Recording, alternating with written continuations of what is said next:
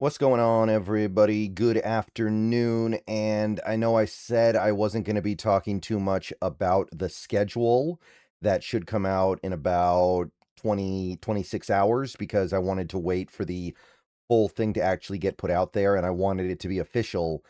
But this is fairly official, and it's also significant enough to where I feel like I need to go ahead and jump on this before we get to the full schedule release tomorrow. So, per sources, and this comes from Jordan Schultz, who has generally been very credible in this stuff and has generally gotten this stuff right. The Seattle Seahawks have their 2026 NFL season opening matchup, also the opening matchup for the entire league. We are playing the New England Patriots. This video is sponsored by Prize Picks, more on them in a moment. But in recent days, it had become fairly clear that it was a two-way decision here. The Seahawks would either play the Bears or they would play the Patriots. And the league has decided to go the way of a Super Bowl 60 rematch. Now, I don't think this is a bad matchup. I don't think this is a negative thing. I'm not here to say that the NFL is making a big mistake. It's not my preference, and the reason why is fairly simple. I don't really need to see a game that I just saw. And I know that both teams are going to be a little bit different. I do. I do expect that both teams will be somewhat different, but this was the last game we saw, and now it's going to be the first meaningful game that we see this year. I don't know. I'm not a huge fan of that whole concept. I'm not a big fan of the idea of like, oh, let's just do the last game in the first game again. And the teams are not radically different. Both teams are going to have the same quarterback.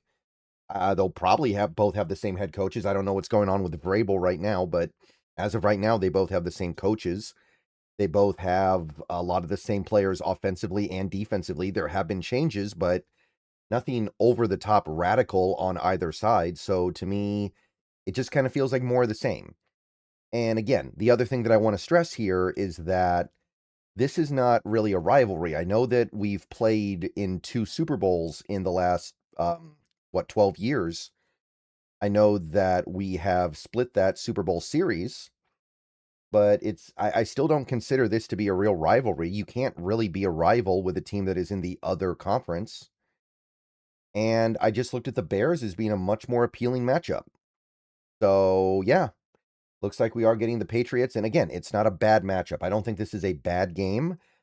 At the same time, though, let's not forget these two teams played in the Super Bowl, and for whatever it's worth, and I do think it's worth something, pretty much everybody that wasn't a fan of one of these teams came out of that game talking about how boring it was.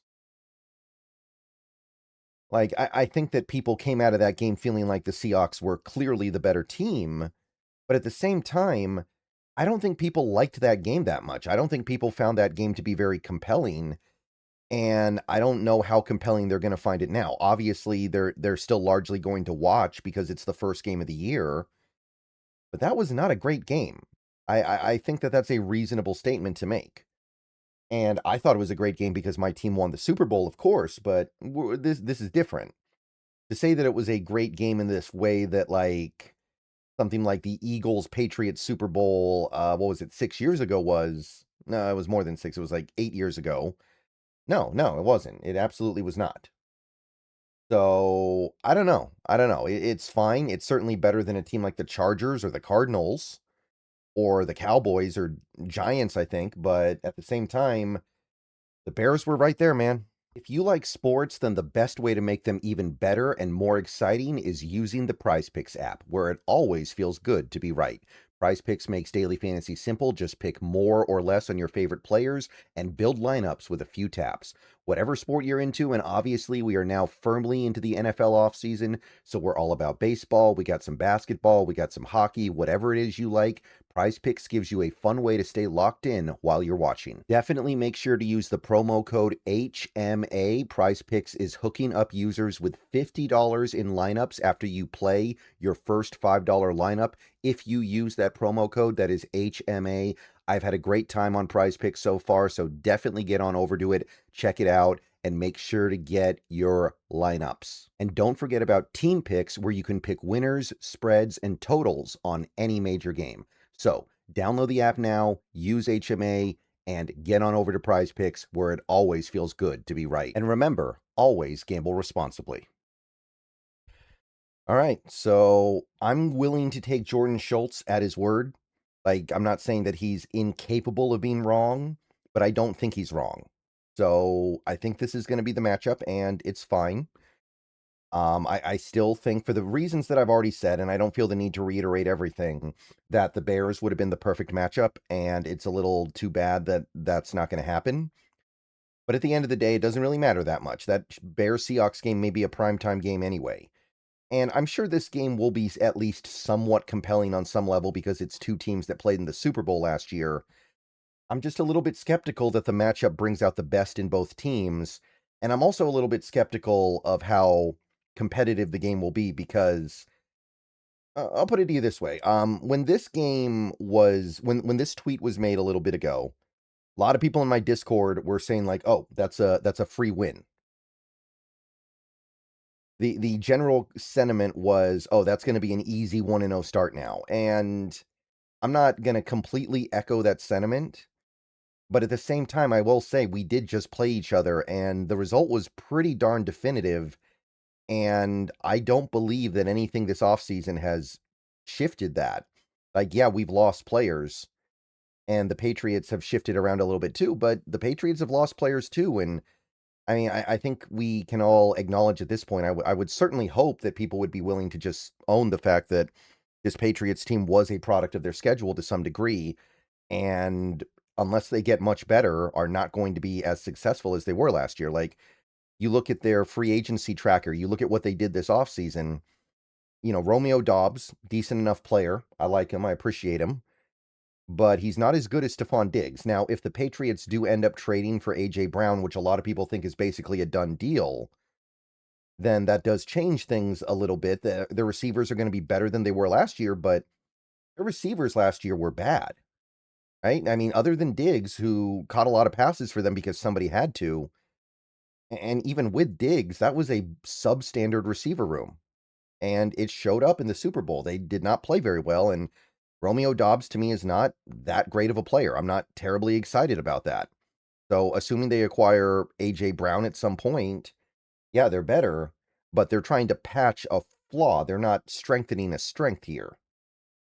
And then Vera Tucker, if he's healthy, good player. I think there's a little something there. I think they probably gave him too much money, but if Vera Tucker's healthy, that's an improvement on an offensive line that, based on that Super Bowl, desperately needs it. But is he really moving the needle for you in any massive way? Draymond Jones? Draymond Jones played pretty well last year, pretty good player.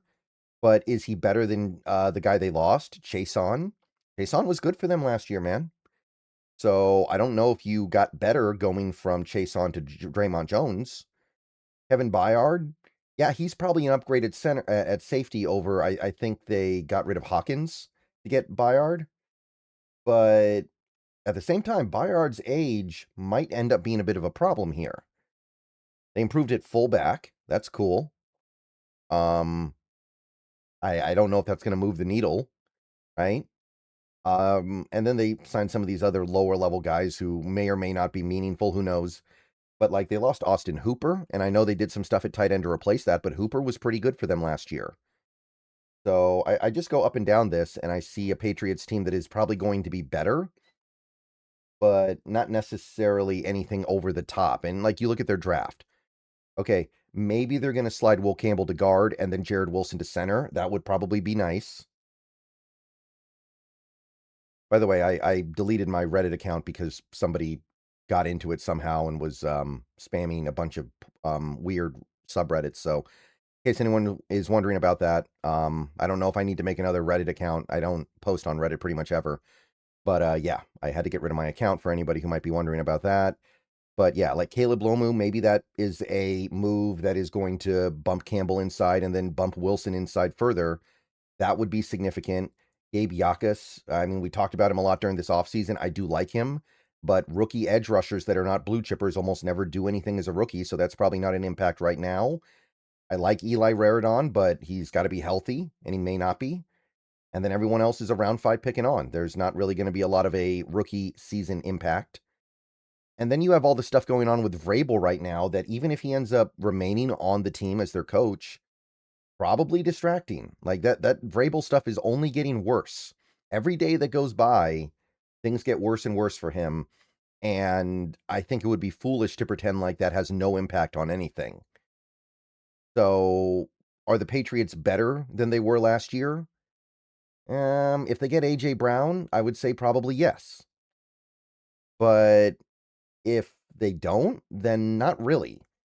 And even if they do, where does that put them? Because I want to say it again, that Super Bowl ended up being kind of a blowout. I know that there was some degree of competitiveness even in the fourth quarter, but even with their garbage time touchdown, that was a multiple score lead, and it was very clear that game was over with like 10 minutes left.